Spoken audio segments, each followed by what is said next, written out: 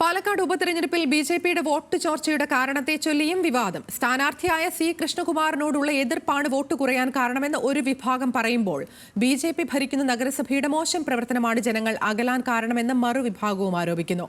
ഇതിനു പുറമെ മുതിർന്ന നേതാക്കളെ പ്രചാരണത്തിനായി പ്രയോജനപ്പെടുത്തിയില്ലെന്ന ആക്ഷേപവും ഉയരുന്നുണ്ട്.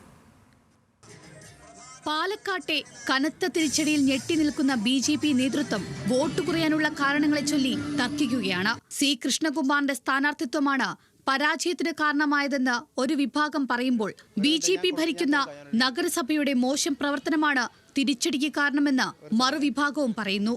കഴിഞ്ഞ 9 വർഷത്തോളമായി ബിജെപി ഭരിക്കുന്ന നഗരസഭയിൽ പല പദ്ധതികളും മുടങ്ങിക്കിടക്കുകയാണ്. ഇത് ചൂണ്ടിക്കാട്ടി LDF UDF മുന്നണികൾ നടത്തിയ പ്രചാരണം തിരിച്ചടിയായെന്ന് ശ്രീ കൃഷ്ണകുമാർ പറയുന്നു. അടിസ്ഥാന വോട്ടിലൊന്നും ചോർച്ച വന്നിട്ടില്ല. ഞങ്ങൾക്ക് ലഭിക്കുമോ എന്ന് ഞങ്ങൾ പ്രതീക്ഷിച്ച നിഷ്പക്ഷമായിട്ടുള്ള വോട്ടുണ്ടല്ലോ, ആ വോട്ടുകൾ ഞങ്ങൾക്ക് ലഭിച്ചിട്ടില്ല. അതിലൊരു 60-70% ഞങ്ങൾക്ക് സമാഹരിക്കാൻ കഴിയുന്നതാണ് വിചാരിച്ചത്. പക്ഷേ ഞങ്ങൾക്കത് സാധിച്ചില്ല. കാരണം വലിയ പ്രചരണം നഗരസഭയ്ക്കെതിരായിട്ട് 2 മുന്നണികൾ നടത്തിയിരുന്നു. ടൗൺ ഹാള് MLAയുടെ ആസ്തി വികസന ഫണ്ടാണ്. അത് നഗരസഭയുടെ ഉത്തരവാദിത്തമായിട്ട്, അത് പൂർത്തീകരിക്കാത്ത നഗരസഭയുടെ ഉത്തരവാദിത്തമായിട്ട് പ്രചരിപ്പിച്ചു. നഗരത്തിലെ പല റോഡുകളും സ്റ്റേറ്റ് ഗവൺമെൻറ്റിൻ്റെ പരിധിയിൽ വരുന്ന റോഡുകളും PWDയുടെ പരിധിയിൽ വരുന്ന റോഡുകൾ പോലും നഗരസഭ റോഡുകളാണെന്നുള്ള രീതിയിൽ പ്രചരിപ്പിച്ചു. അങ്ങനെ നിരവധി ഇത്തരത്തിലുള്ള കാര്യങ്ങൾ ജനങ്ങളുടെ ഇടയിൽ എത്തിച്ച് നഗരസഭാ ഭരണത്തിനെതിരായിട്ട് വലിയൊരു വികാരം അവരുണ്ടാക്കി. അത് ഞങ്ങൾക്ക് നിഷ്പക്ഷ വോട്ടുകൾ വരുന്നതിൽ ഞങ്ങൾക്ക് അതൊരു ഘടകമായി, ഞങ്ങൾക്കത് ലഭിക്കാതിരിക്കാനുള്ള ഒരു ഘടകമായി.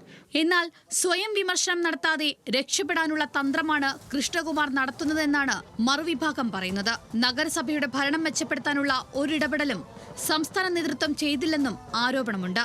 നഗരസഭയ്ക്കെതിരെ എതിർപ്പുണ്ടെങ്കിൽ കഴിഞ്ഞ പാർലമെന്റ് തിരഞ്ഞെടുപ്പിൽ 43,000 വോട്ട് എങ്ങനെ ലഭിച്ചുവെന്നും ഇവർ ചോദിക്കുന്നു. ഇതിനു പുറമെ MT രമേശ്, PK കൃഷ്ണദാസ് ഉൾപ്പെടെയുള്ള നേതാക്കളെ വേണ്ട വിധം പ്രചാരണ രംഗത്ത് ഉപയോഗിച്ചില്ലെന്നും കൃഷ്ണകുമാർ വിരുദ്ധ വിഭാഗം പറയുന്നു. തൃശൂർ MP സുരേഷ് ഗോപിയെ ഒരു ദിവസം മാത്രമാണ് പ്രചാരണത്തിനായി കൊണ്ടുവന്നത്.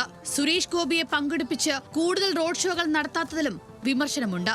എന്തായാലും വോട്ട് ചോർച്ചയുടെ കാരണത്തെ ചൊല്ലി തർക്കം മുറുകുകയാണ്.